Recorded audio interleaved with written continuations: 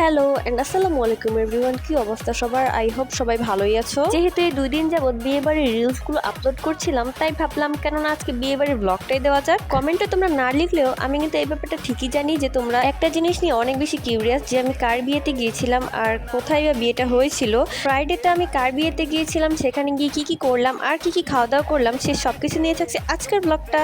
তো এটা হচ্ছে বিয়ে বাড়িতে যাওয়ার আগের দিন রাতের বেলা, আর এই মেহেদিটা আমার একটা ফ্রেন্ড আমাকে গিফট করেছিল। ওর পেজটা আমি স্ক্রিনে দিয়ে দিব, তোমরা চাইলে ভিজিট করে আসতে পারো। ওর পেজে সব রকমের হেনা এবং মেহেদি হেয়ার প্যাক গুলো সেল করে থাকে, আর ও এগুলো কিন্তু একদম নিজের হাতে তৈরি করে থাকে, একদম অর্গানিক উপায়ে।